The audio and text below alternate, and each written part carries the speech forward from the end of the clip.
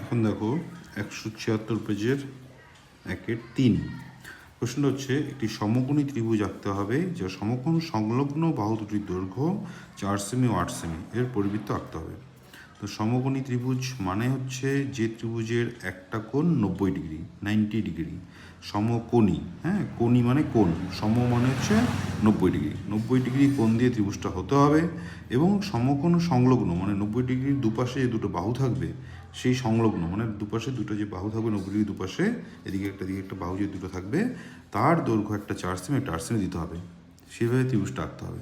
আঁকার পরে তার পরিবৃত্ত অর্থাৎ বাইরে দিয়ে একটা বৃত্ত আঁকতে হবে। তো শুরু কীভাবে দেখো, প্রথম হচ্ছে আগের মতোই 4 সেমি 8 সেমি দুটো দাগ দিতে হবে, অর্থাৎ 0 থেকে 4 পর্যন্ত, 1 থেকে 4 পর্যন্ত না, কিন্তু 0 থেকে 4 পর্যন্ত একটা দাগ যাকে আমরা বলি 4 সেন্টিমিটার, আর 0 থেকে 8 সেন্টিমিটার পর্যন্ত একটা দাগ যাকে আমরা বলি 8 সেন্টিমিটার। এই দুটো দাগ ত্রিভুজটাতে থাকবে এবং সেই ত্রিভুজটা হবে 90 ডিগ্রিওয়ালা ত্রিভুজ, অর্থাৎ সমকোণী মানে 90 ডিগ্রি থাকতে হবে।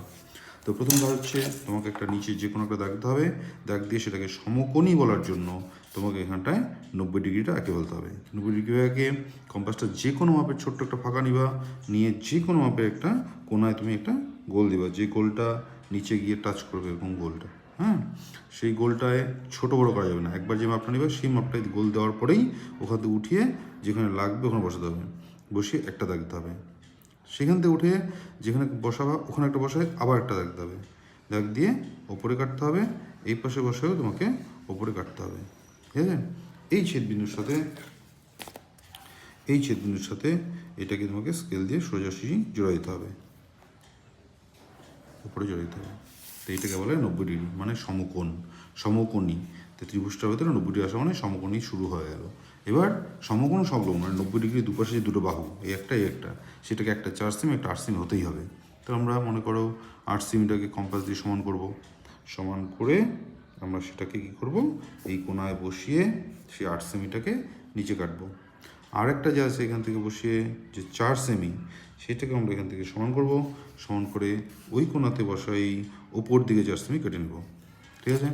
এবারে উপরে 4 আর নিচে রয়েছে 8, এইটাকে জোড়া দিলেই একটা সমকোণী ত্রিভুজ তৈরি হলো, যার একটা কোণ দেখতেই পাচ্ছ 90 ডিগ্রি তো আছেই, সঙ্গে যে সমকোণ 90 ডিগ্রি পাশে দুটো বাহু 4 সেমি 8 সেমি হয়ে গেল। এটা হলো সমকোণী ত্রিভুজ, সমকোণ সংলগ্ন বাহু 4 সেমি 8 সেমি, এটুকু হলো। এবারে পরিবৃত্ত আঁকতে হবে, সেটা ওই আগের মতোই, তোমাকে কম্পাসটা এই পাশে মিডলে বসাতে হবে, কোণায় বসাতে হবে, বসে ফাঁকাটা কতটুকু নিব, এই দাগটার আইডিয়া করে অর্ধেকের একটু বড় নিতে হবে, অর্ধেকের থেকে ছোটো হলে কিন্তু আঁকানো হবে না, অর্ধেকের এই দাগের অর্ধেকের ফাঁকাটা বড় থাকতে হবে। সেটা কতটুকু নিবে তোমার ইচ্ছা, কিন্তু ফাঁকাটাও একটু বড় থাকতে হবে, অর্ধেকের বড় এটা নিতে পারো, এই দাগের ওপরে নিতে পারো, তোমার ইচ্ছা।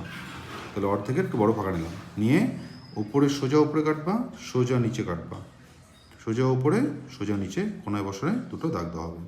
এখান থেকে উঠাবো, ফাঁকাটা কিন্তু ছোটো বড়ো করবো না, না করে এই কোণায় বসাতে হবে, বসাও সেমভাবে ওপরে কাটবে নিচেও কাটবে। এই দুটো ছেদবিন্দু পেলাম, এই ছেদবিন্দুটাকে স্কেল দিয়ে তোমাকে জোড়া দিতে হবে, হ্যাঁ জোড়া দিলাম। দেওয়ার পর আবার কম্পাসটা তুমি এই কোণায় বসাবো, বসানোর পরে আবার তোমাকে সেই জিনিসটা মাথায় রাখতে হবে যে ওইটার এই যে দাগটার অর্ধেকের বড় ফাঁকা নিতে হবে। তো একটু বড় আছে, আচ্ছা আমরা একটু বড় করে নিতে পারি, কিন্তু এর চেয়ে ছোটো যেন না হয়, তাহলে কিন্তু আর হবে না। অর্ধেকের বড় ফাঁকা নিলাম, নিয়ে এদিকে ওপর দিকে কাটলা, এইদিকে নিচ দিকে কাটলাম, কোথায় কাটবা তোমার ইচ্ছে মতো, কোনাকুনি এরকম একটা দাগ হবে আর কি, মোট কথা। উপরে কাটতে হবে তাহলে নিচে কাটতে হবে, ওখান থেকে এবার উঠাতে হবে, ছোটো বড়ো না করে এই ত্রিভুজের এই কোণাটায় বসাতে হবে। ভালো করে দেখে নাও কোন জায়গাটা বসাচ্ছি, ত্রিভুজের মাথাটায় ভালো করে দেখেছো, ত্রিভুজের মাথায় বসবে, বসার পরে ওই ফাঁকাটা ছোটো বড়ো হবে না, না হয়ে ওপরে কাটবে নিচে কাটবে। এই যে দুইটা কাটা বিন্দু হলো, এই দুটাকে তোমাকে স্কেল দিয়ে জোড়া দিতে হবে, এই দুটো কাটা বিন্দুকেও তোমার স্কেল দিয়ে এভাবে জোড়া দিতে হবে। জোড়া দেওয়ার পর এই ছেদবিন্দুটা, এই আমার একটু ভুল হয়েছে, এই ছেদবিন্দুটা কিন্তু একদম 90 ডিগ্রি ওপরে হবে, ঠিক আছে। এই যে দাগের এখানে একটু ভুলের জন্য দাগটা এদিকে দিয়ে আসতো তাহলে ঠিক আসতো, এইখানে একটু ভুলের জন্য এখানে ভুল হয়ে গেছে। তো এই ছেদবিন্দুটা এই যে অতিভুজ এর ওপরে হবে, একদম ওপরে, ঠিক আছে। তো এইটা এখান থেকে আর এই কোণাকুণি আর জোড়া দিতে হবে না, কারণ দাগটা দেওয়াই আছে, ওইটি হচ্ছে পরিবেশার্ধ যেখান থেকে এই পর্যন্ত। তো তোমার শুধু কাজ হবে কি, ওখানে বসিয়ে যে কোনো একটা কোণায় পেন্সিলটা লাগাতে হবে, লাগানোর পর তোমাকে একটা গোল দিতে হবে, সেই গোলটা অবশ্যই আপনিই ত্রিভুজের 3টা কোণা টাচ করেই যাবে, যার জন্য একে বলা হয় পরিবৃত্ত। এই যে ত্রিভুজের এই কোণা এই কোণা এই কোণা টাচ করে করতে হবে, যেটাকে বলা হয় পরিবৃত্ত।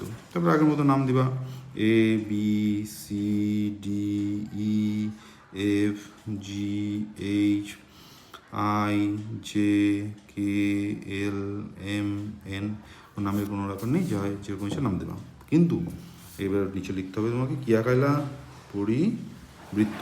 আর এখান থেকে এই পর্যন্ত নাম যেন কী বলেছিলাম, পরিব্যাসার্ধ, যা হচ্ছে আইডি। আইডি এটা তোমাকে স্কেল দিয়ে মাইপে লিখতে হবে। আই থেকে ডি পর্যন্ত কতটুক হলো, তো দেখতে পাবো আমরা 5